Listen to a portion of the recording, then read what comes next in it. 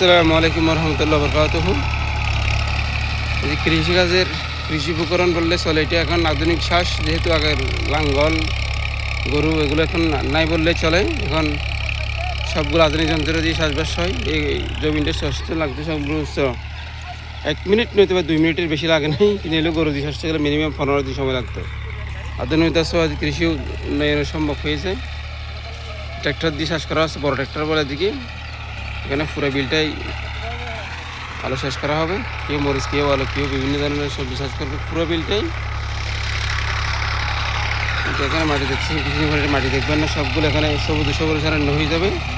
আমাদের বাংলার সোনালী বাংলার কৃষি প্রধান দেশেতে কৃষির এটা কাজই করতে হবে, অন্য কোনো কাজ নাই। যেহেতু মানুষের গ্রামাঞ্চলের প্রধান পেশায় হচ্ছে কৃষি, এর পাশাপাশি অন্যান্য বিভিন্ন ধরনের বিভিন্ন করে কেউ গরুর প্রজেক্ট, কেউ মাছের খামার, কেউ মুরগির খামার, বিভিন্নভাবে বিভিন্ন প্রজেক্ট করে।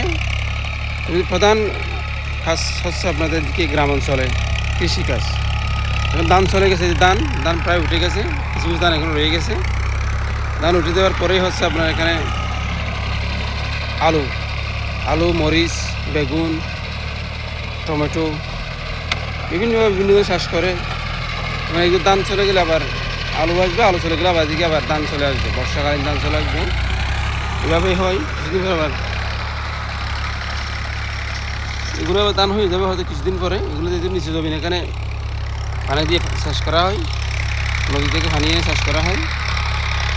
এগুলো মূলত আমাদের গ্রামাঞ্চলের চিত্র।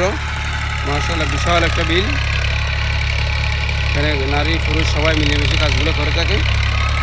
আমরাও এভাবে কাজ করি। আমরা যদি গ্রামের মানুষ, কৃষক মানুষ, কৃষি আমাদের পেশা, এগুলো দিয়ে আমাদের চলতে হয়, খেতে হয়, এটাই আমাদের রুজি, এটাই আমাদের খেতে দিবে, এভাবেই চলতে হয় আমাদের।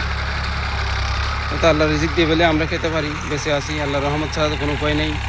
আল্লাহ যে সর্বশক্তিমান, আল্লাহ রিজিক দাতা, আল্লাহ সৃষ্টিকর্তা, উনি যেহেতু মুখ দিয়েছেন উনি আহার দিবেন, এটাও ঠিক। কিন্তু আবার আহার জন্য চেষ্টাই করতে হবে রিজিকের জন্য।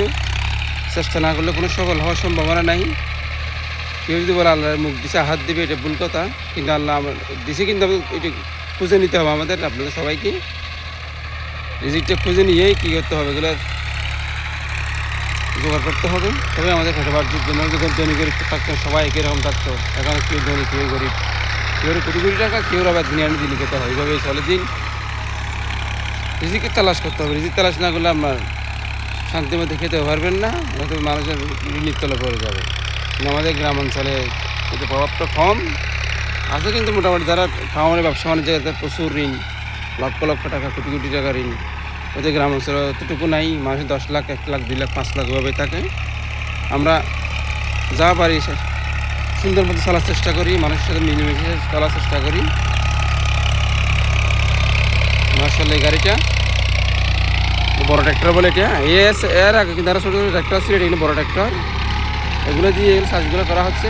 মাশাআল্লাহ অনেক বড় গাড়ি। একটা জমি চাষ দিতে সর্বোচ্চ আপনার 2 শতক চাষ দিতে লাগে 1 মিনিট, 4 শতক চাষ দিতে লাগে সর্বোচ্চ 2 মিনিট, এর বেশি লাগে না। কিন্তু যে সময় আমার দাদার আমলের কর্মকাণ্ড ছিল গরু, তো গরু দিয়ে চাষ করলে কিন্তু লং টাইম সময় লাগতো, কিন্তু এখন এই সময়টা লাগে না, অল্প সময়ের মধ্যে কাজটা হয়ে যায়। আসলে বিশাল একটা বিল, বিলের মাঝে আমাদের চাষবাস সব কিছু করতে হয়। আমরা এখানে আলু চাষ করবো এই জমিনে। আলু চাষ করলে হয়তো বেশি সময় লাগে না, অল্প দিনের মধ্যে ফসলগুলো হয়ে যায়। এরপর আবার ধান চলে আসে, এক এক সময় এক এক চিত্রের এক এক নিয়ম। আমরা সবাইকে ভালো মতো চলার তৌফিক দান করে। মাশাআল্লাহ।